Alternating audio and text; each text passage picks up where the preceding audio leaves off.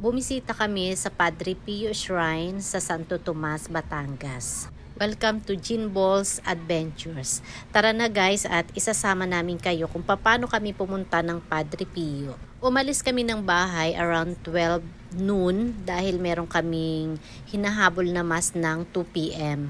Ito nga guys ay papasok na kami. Ito yung kalsada na galing sa National Highway papasok na ng Padre Pio Shrine. Kung may plano nga kayong bumisita dito ay alamin nyo muna kung ano yung mass na aatenan ninyo para alam ninyo kung anong oras kayo aalis para eksaktong pagdating nyo dito ay maabutan ninyo ang kanilang mass. Dahil bumisita ang aming pinsan na si Claribel, alam kong isa ito sa lugar na gusto niyang mapuntahan. At syempre, isa na rin ako sa gusto ko itong mabalik-balikan. Actually, ito na nga yata ang aming banding ni Claribel na tuwing luluwas siya ay talagang dumadalaw kami dito sa Padre Pio. Dito guys ay hindi nyo po problemahin ang parking dahil napakalawak ng kanilang parking area.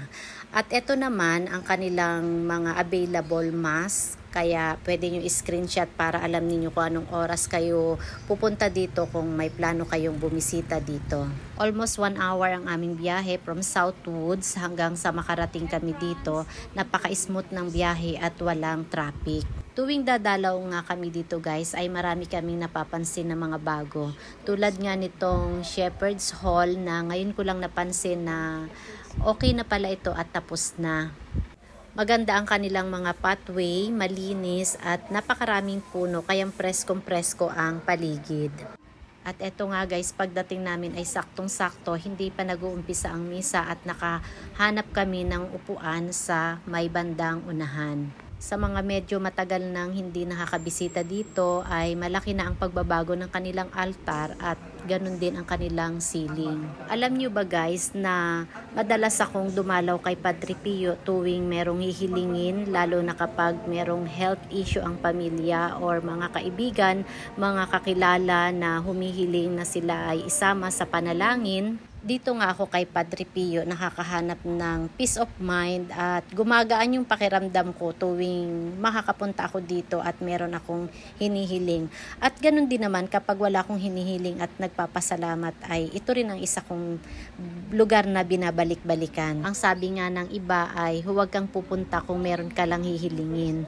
Dapat ay bumabalik ka rin kapag dininig na ang iyong ipanalangin para naman magpasalamat.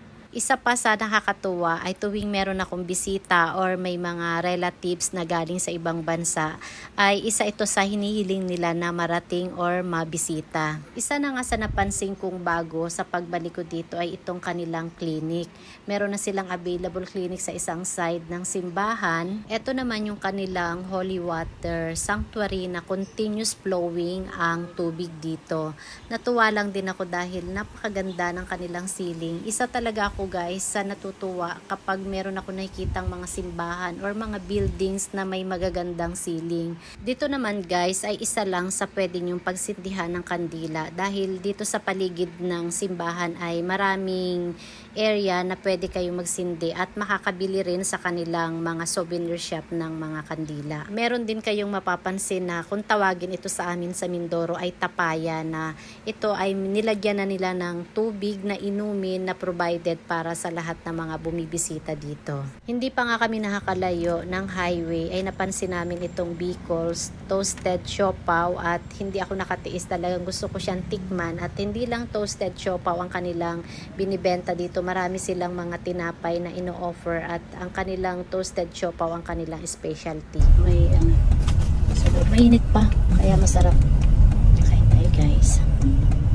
SM Santo Tomas. Ito guys ay bago rin sa pagbalik namin dito. Last time na dumaan kami dito ay sarado pa ito, may bakod pa at SM pala ang itatayo dito. Dito nga po nagtatapos ang aming adventures for today. Paki-follow, like, and subscribe na rin po kung nagugustuhan nyo po ang aking mga content.